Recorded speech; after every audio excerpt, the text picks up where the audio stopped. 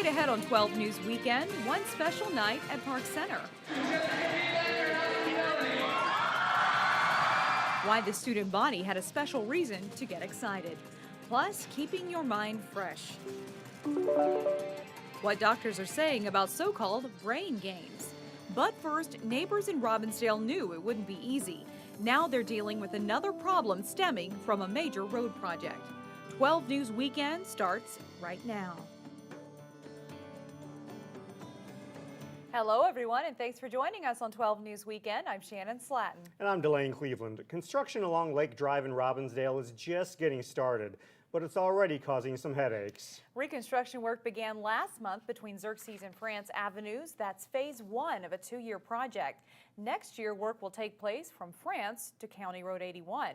As Carissa Wyatt reports, the construction has created an uptick in traffic violations. In the morning, she's not going to play outside as much. In this normally quiet Robbinsdale neighborhood, residents now have a traffic concern, and that has them reaching out to police. Safety of the kids, safety of, we have a big tree here, so, normally I'm comfortable backing out of the driveway, but I'm not now. And normally, backing out, I just wait for one car. Now I'm waiting for 5 or 6 at any given time. Police responded by putting up these red signs cautioning drivers and setting up this speed trailer. Obviously keep our citizens and residents safe, especially the children around this time because of school. We're stepping up our enforcement in this area. Today we are observing any stop sign violations. And it didn't take police too long to find offenders. Good morning, ma'am. How are you? Scared. What is Scared? Oh, well. We're doing some increased traffic enforcement in this area, and the stop sign right back here. You just rolled through it. Your tires didn't come to a complete stop. Streets parallel to Lake Drive have been a hot spot for finding drivers to ticket. Our first day we were quite busy, and the numbers seemed to be getting a little bit lower. I think it'll still take a while before we see a huge decrease. Neighbors hope the police department's efforts will deliver a strong message. Yeah, what would you say if somebody was speeding down the road? What would you tell them? Slow down. More than anything, I hope cars slow down. With the construction on Lake Drive slated to last through 2015, the police department's message to drivers is simple. Slow down, be cautious, and obey posted signs. Reporting in Robbinsdale, Carissa Wyatt, 12 News. So far, most of the stops have resulted in a warning. If you get a ticket for speeding or running a stop sign, Robbinsdale police say it could cost $150 per offense. Starting next year, all new cell phones sold in Minnesota will have a kill switch to shut off the device remotely. Governor Dayton signed the legislation into law, making Minnesota the first state in the country to have the anti-theft device on smartphones. Cell phone thefts are a growing problem, costing consumers an estimated $30 billion last year. Plymouth police deal with the problem weekly. Police Chief Mike Goldstein believes having the ability to disable a phone remotely will help reduce thefts, but it's not a cure-all. Till the kill switch is a universally accepted sort of phenomenon and it's in all the phones, you got to be smart about how you're using your phone, because while we haven't had this in Plymouth, it certainly has occurred in other parts of the country or the state where people are walking down the street talking on their phone and somebody grabs it out of their hand. And that can be a bit traumatic, and so you got to be vigilant about your surroundings. The Minnesota law will go into effect July 1st of 2015. In our weekend review, a Maple Grove woman is accused of buying guns for a convicted gang member.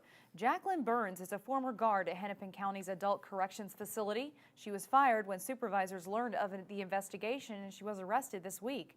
A federal grand jury indictment accuses Burns of illegally buying guns for people who can't pass a background check because of their criminal record.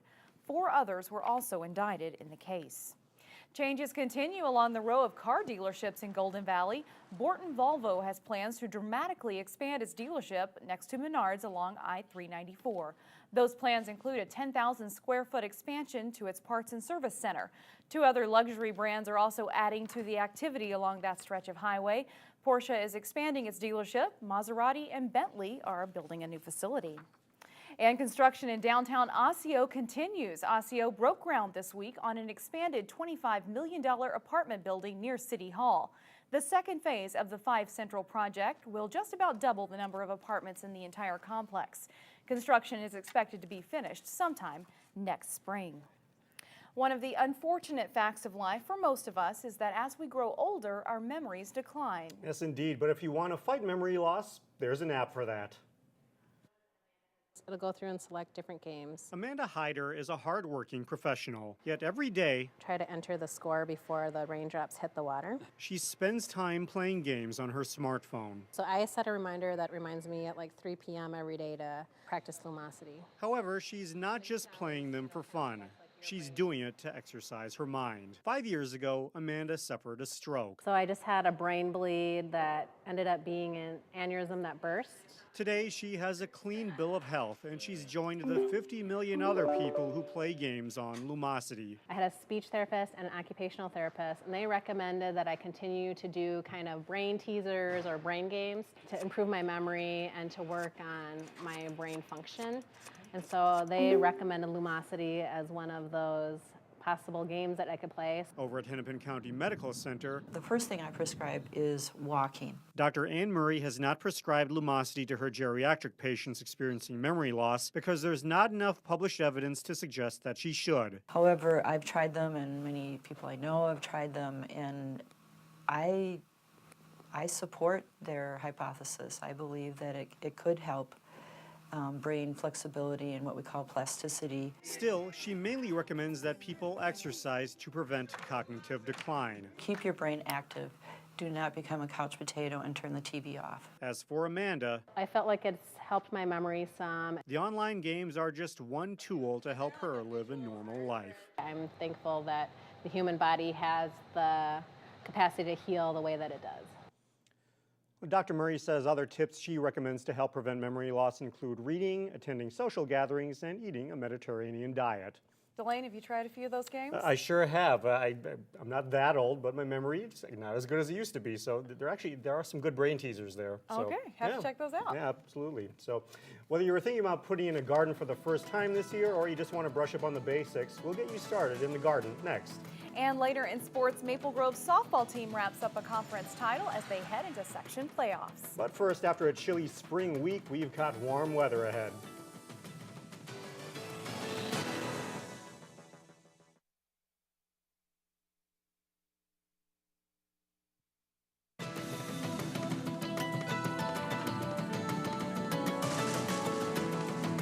Growing a vegetable garden isn't as hard as it looks, but there are some basic things you have to do before planting. Reporter Sonia Goins goes in the garden to show us how to get started.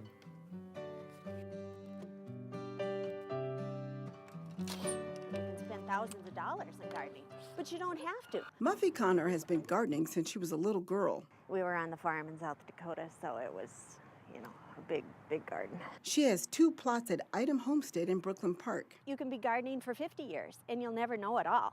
It's a learning process, and that's what's fun about it. She says you can start with 3 simple tools: a spade, a hoe, and a rake. All you have to do is just have the basics, and you can grow plenty of food for your family.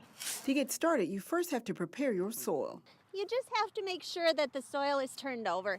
What you want to be looking for while you're turning over the soil is any kind of roots and weeds. There's a good reason for turning the soil. You want to check to make sure that your soil is healthy and that you've got worms in there. Worms provide fertilizer by bringing oxygen and nutrients to the soil. If you don't have any worms, then you got dead soil. Next come the planting. It depends on the crop, but you should space your seeds about 4 inches apart. And you just go like this, and voila, that's it.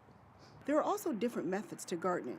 You could go the traditional route and plant your crops in a row, or you could use the hill system, where seeds are planted on a mound. It provides more oxygen for the roots, and then it also warms faster. The hill method is popular in the South because it's good for clay soil. The disadvantage for this type of soil, because we have really sandy soil, is that it has to be watered more.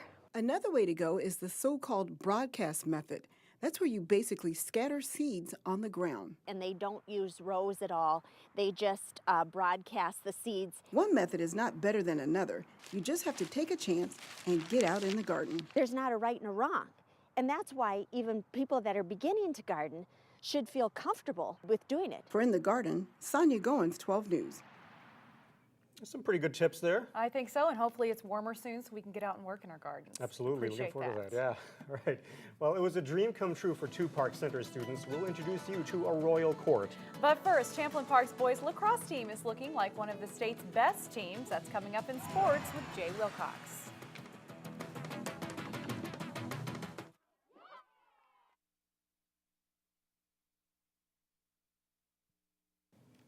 Welcome back. Jay Wilcox joins us now with sports, and we've had some crazy weather this spring, but it sounds like we were able to get some softball in this week. Yeah, just in the nick of time, too. The regular season coming to an end. A lot of double headers in that sport and baseball and some of the others, too, but they got most of it in anyway. Yeah. Maple Grove softball team is the top seed for the Section 5 3A tournament, which gets started on Monday.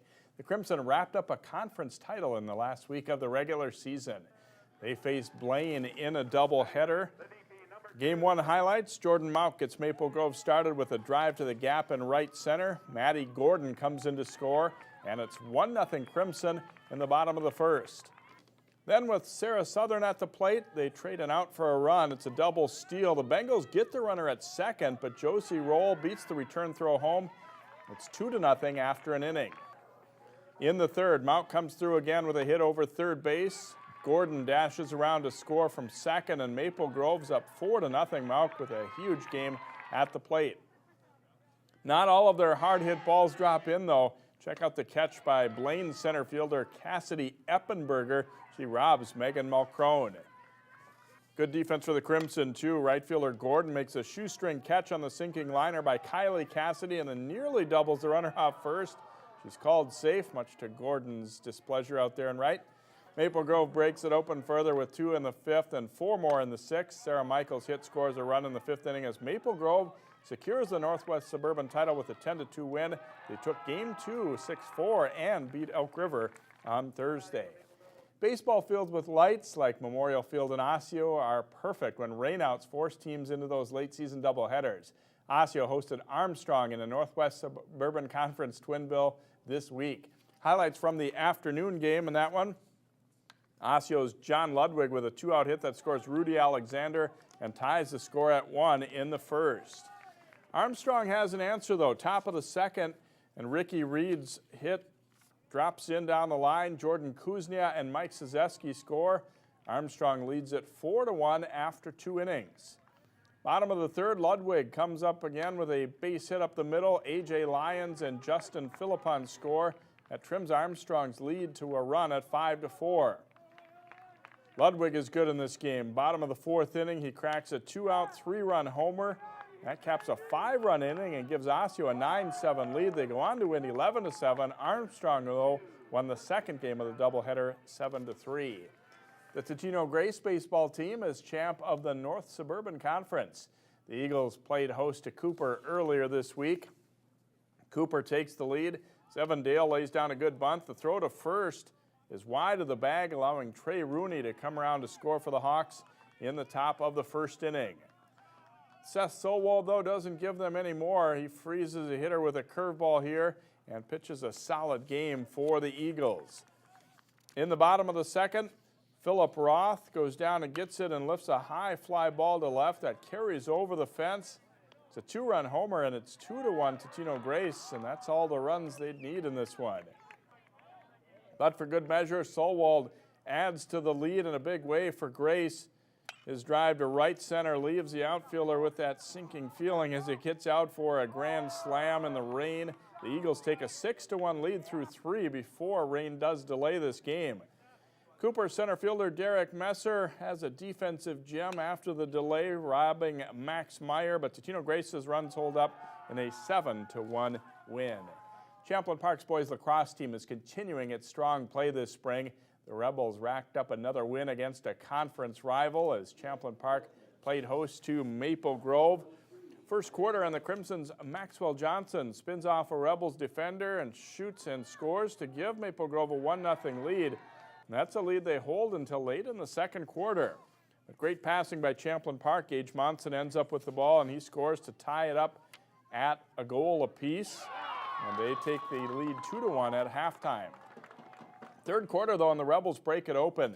Monson rifles in another one here to make it 3-1 Champlin Park. Then it's Monson to Dylan Fedig. And he goes to Luke Dahlman, who rips another shot in here for the Rebels, and this one makes it 4-1. The goals come in a hurry then. Nick Bundy to Justin Linderholm alone in front to score. And Linderholm waits on the next one and passes to a cutting Max Turgeon, who scores, and it's 7-1 Rebels after 3. Monson scores his 5th goal of the game in the 4th quarter to make it 9-1 Champlin Park. And the Rebels go on to win it 10-1, and they've got a good one coming up against Wayzata this coming week. All right, see how they match up. Thanks, Jay. You bet. Up next, a special night worth a standing ovation. We'll meet Park Center's prom king and queen when we come back.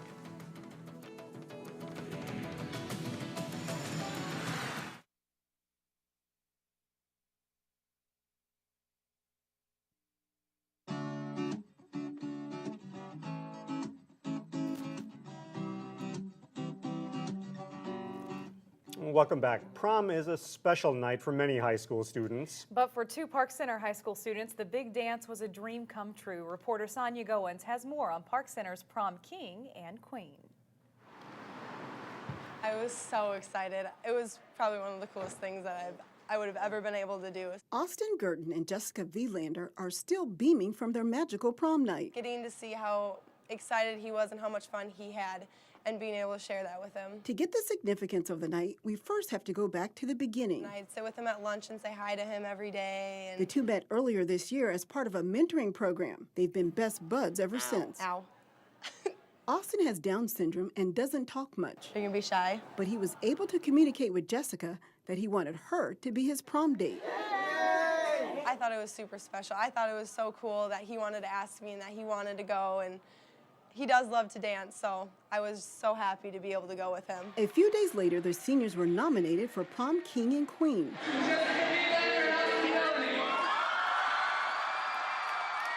This is video of the senior court being announced during a pep rally. The students went wild when Jessica and Austin's names were called. A few days later, the king and queen were chosen.